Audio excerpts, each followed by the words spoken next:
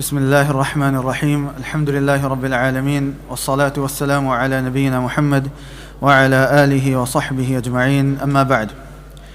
Today we recited from the 12th juz of the Quran, and we recited Surah Yusuf. We started Surah Yusuf and we recited half of it today, and inshallah tomorrow we will finish Surah Yusuf. So Surah Yusuf starts by Allah subhanahu wa ta'ala saying in the beginning, Bismillahir Rahmanir Rahim. Alif Lam Ra. Tilka ayatul kitabil mubin. Inna anzalnahu Qur'anan Arabiyyan la'allakum ta'qilun.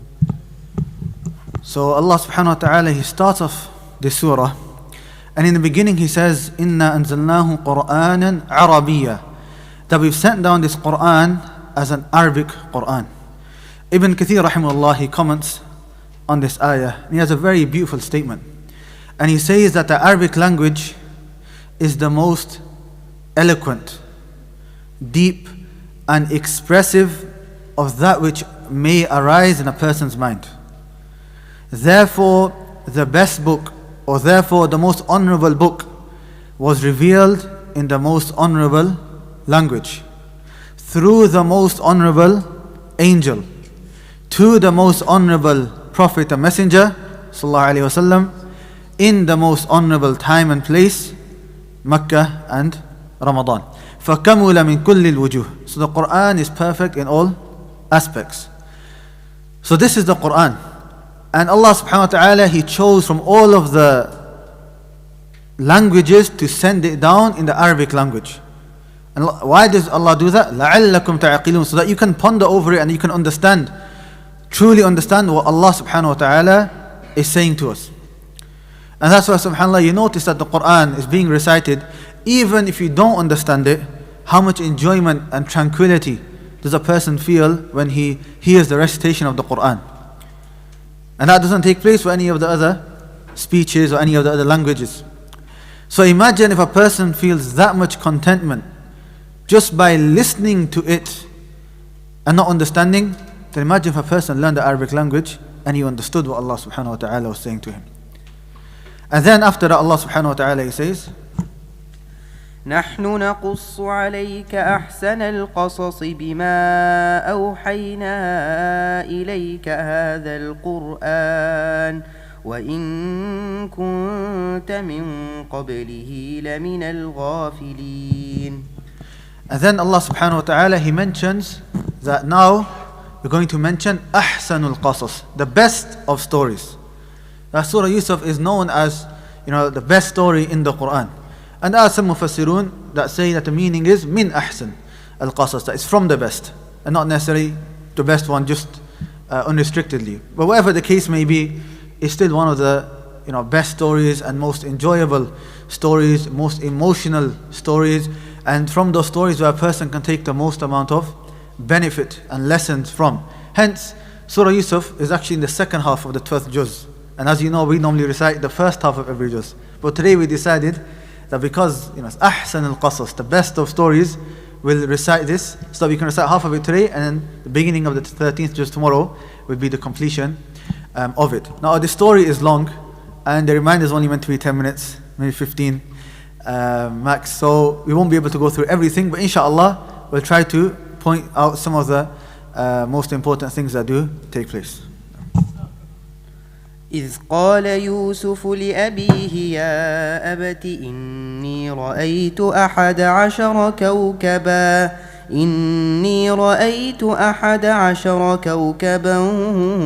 والشمس والقمر رأيتهم لي ساجدين.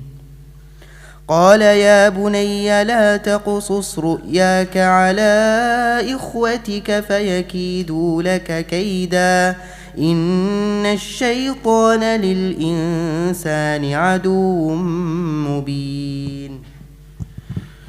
So the story starts with Yusuf alayhi salam being a young boy at the time. Maybe Mama's age or something similar. to that. And he has a dream. And he says to his father, Ya abati, oh my beloved father. So look how he's addressing his father. He's not saying, yo. He's not, he's saying, oh my beloved father. Or in Urdu we would say, Abuji, something similar. Inni ra'aytu ahada ashara kawkaba. I see 11 stars. Wal-shams wal-qamar. And I see the moon and the sun. What are they doing? رَأَيْتُهُمْ لِي سَاجِدِينَ. All of them are doing sujood and prostrating to me. This is what I see in my dream. I see the stars, moon, and the sun doing sujood to me. So he goes to his father and he tells him this dream. And his father, Ya'qub alayhi salam, and that's, a beautiful thing about Yusuf alayhi salam is that Yusuf, he was a prophet. Son of a prophet. Son of a prophet. Son of a prophet. It's a riddle that you can ask maybe the youngsters. Who's that prophet? He himself is a prophet, his father is a prophet, his grandfather is a prophet, and his great grandfather is a prophet. Yusuf alayhi salam. You have who's a great grandfather? Ibrahim alayhi salam. And then Ishaq. And then Yaqub. And then Yusuf alayhi salam. So he mentions this dream to his father, and his father, being a prophet, being a person older in age, having wisdom, he says, لا تقصص رؤياك على إخوتك. Oh Yusuf, don't mention this story to your brothers. فَيَكِيدُوا لَكَ كَيْدًا. Why? They'll become jealous. They'll become jealous and they'll think, why is he getting this special dream and we're not getting it? And this is from the wisdom and the insight of Yaqub alayhi salam. So he told Yusuf alayhi salam to not tell anyone that dream. And then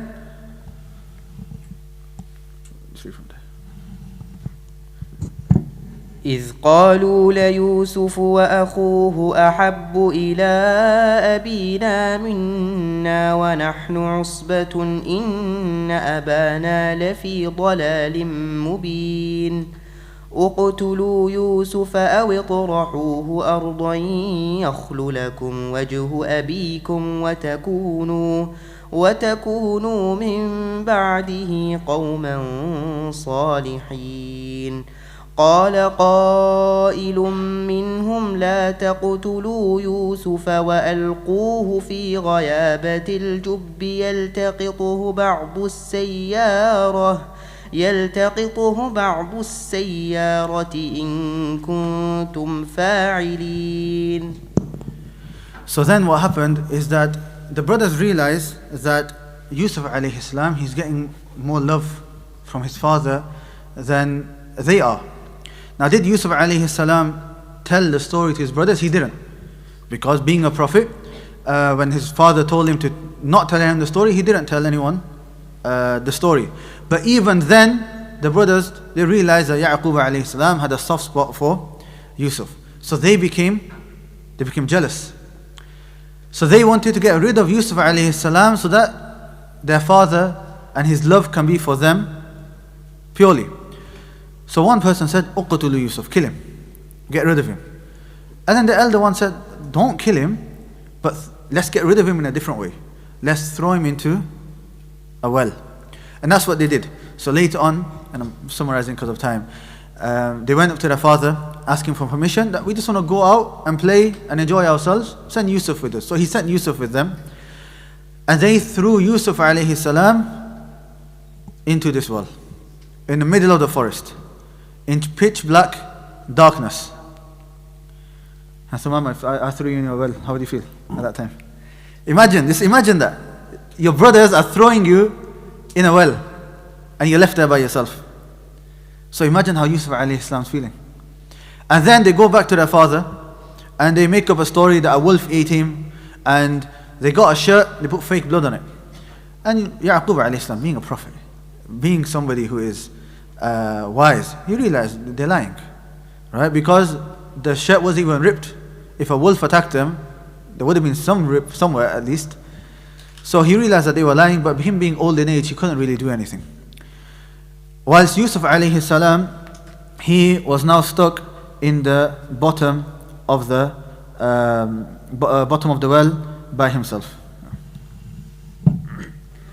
وجاءت سيارة فأرسلوا واردهم فأدلى دلوه قال يا بشرى هذا غلام وأسروه بضاعة والله عليم بما يعملون وشروه بثمن بخس دراهم معدودة وكانوا فيه من الزاهدين. So Yusuf alayhi salam, bottom of the well, pitch black darkness. How did he get out? وَجَاءَتْ سَيَّارَةٌ, a caravan was going by. And they put in their bucket to just get some water. And then they're pulling the bucket and they realize, this water's a bit heavy today. And then they pull him out and they find out that there's a kid, there's a boy. Ya Bushra hadha ghulam. So they say, look, glad tidings, we've got a young boy. We can sell him. So they took him to Egypt. And this is how the prophets, they moved from Palestine to Egypt. Yusuf alayhi salam was found by these travelers in this well and they took him to Egypt. وَشَرَوْهُ بِثَمَنٍ بَخْسٍ. And then the treasurer of Egypt bought Yusuf alayhi salam because he didn't have children. And him and his wife wanted children, so they bought him بِثَمَنٍ بَخْسٍ. For they thought they got it for a good deal. But in reality, Allah saying they got ripped off because Yusuf alayhi salam is a prophet. They're nowhere near a good deal. They got ripped off. So then now Yusuf alayhi salam, where is he? The treasurer of Egypt has bought him. So he's now in the palace. So imagine he's with his father and then he's got thrown into the bottom of the well thinking there's no way out, and now he's ended up in the palace of Egypt. And now just the rest I'll just summarize inshallah. Now that he's in the palace of the treasurer, his wife, she was really attracted to Yusuf alayhi salam because Yusuf alayhi salam, he was given a lot of beauty. And they say that he was given half of beauty and so on. So she tried to make advancements to Yusuf alayhi salam and he rejected until one time she tried to get close and Yusuf alayhi salam tried to run away, and as soon as he opened the door, the treasurer was there. So now obviously the woman, she started to accuse Yusuf alayhi salam because her being basically similar to a queen, very, very high status. It looks bad if she was the one trying to seduce Yusuf alayhi salam. So she turned it around and she started to accuse Yusuf. Then there was a person, another servant or somebody else in the palace, who said, let's have a look. If Yusuf alayhi salam, his shirt was ripped from the front, then what does that mean?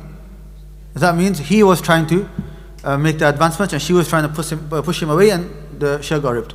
But if it's ripped from the back, that means he was trying to run away and she was trying to grab him from the back. And they saw قُدَّ مِن دُبُرٍ. It was from the back. So the treasurer realized that it was his wife who was trying to do these haram actions. And then he said to her, وَاسْتَغْفِرِ لِذَنْبِكِ, ask Allah for forgiveness and so on. This became a rumor, and the rest of the women in the palace, they started to speak about the wife of the treasurer. How can she do this with her servant and so on. So she wanted to show why she fell into this trap. So she called all of the other women, and then she called Yusuf alayhi salam, who came to serving some food and so on. And when they all saw Yusuf alayhi salam, قَطَّعْنَ أَيْدِيَهُنَّ, they cut their hands. Now some ulama say they cut their hands because they were so mesmerized by the beauty of Yusuf alayhi salam, they didn't realize that what they were doing, so they were cutting the fruit, and at the same time they ended up cutting themselves. And some Mufassirun say that they cut themselves on purpose so that Yusuf alayhi salam can attend to them and help them come closer to them. Whatever the case was, they ended up cutting their hands. And then they realized why she was trying to make these advancements, and then everyone was trying to push Yusuf alayhi salam to fall into haram, but he rejected. And then due to this, she threw Yusuf alayhi salam into prison. So now look, Yusuf alayhi salam with his father, bottom of the well. Now he's in the palace, now he's back in prison. Look at the story of Yusuf alayhi salam, he's always going up and down. And now he's in prison, and there's two people that they have dreams and they wanted the interpretation of these dreams. So Yusuf alayhi salam, he said, I'll give you the interpretation of the dreams. However, firstly, you have to worship Allah subhanahu wa ta'ala alone. And he started giving da'wah of Tawheed. Look, he saw an opportunity. He said, I'll give you what you want, but first listen to this, what I want to say. And he gave him da'wah of Tawheed. And he said to them that one of you will be basically crucified, and the other, they will become the cupbearer for the king, the one who pours in the wine and everything for the king. And that's what happened. One got killed and the other became the cupbearer. Once he became the cupbearer, years later, he actually forgot, because Yusuf alayhi salam said to him that once you become the cupbearer, tell the king about my situation so that I can be released. I'm innocent. But he forgot until a time where the king had a dream.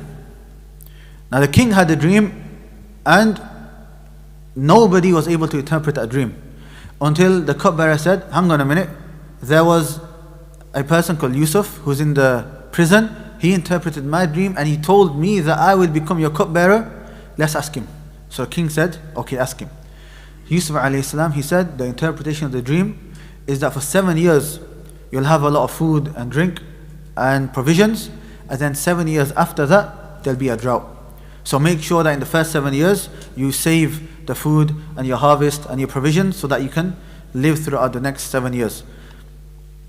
So then the king became happy that Yusuf alayhi salam not only interpreted the dream but also gave him a solution. And then he said to Yusuf, you can come out of jail. And Yusuf alayhi salam said, no, until my innocence is proved. So then that's when the wife of Al-Aziz, she acknowledged, now it's years later, she said that, okay, it was me who was the one who did what was wrong, and he is innocent. And then what happened was, now they knew that in the next 14 years, 7 years they're going to have provisions, and the 7 years after that they won't. So Yusuf alayhi salam, he said, allow me to become the treasurer, because I'm the one that interpreted it and I best know how to deal with it. And he says, إِنِّي لَحَفِيظٌ عَلِيمٌ, that I am hafiz, I can preserve all of the harvest and the provisions that we have, and I'm Amin, I am trustworthy. And the proof of that is what? My innocence that has been established. So now Yusuf alayhi salam, he's become now the treasurer of Egypt. So he's with his father, bottom of the world. Then he's in the palace, and then he's in prison again. And now he's a treasurer of Egypt. And this is where we finish reciting today. Now there's still the rest of the story. He's in Egypt, but his family's still in Palestine. So how did they reunite? That will take tomorrow, inshallah. Subhanakallah wa hamdika, ashhadu an la ilaha illa anta, astaghfiruka wa atubu ilaik. Also, don't forget that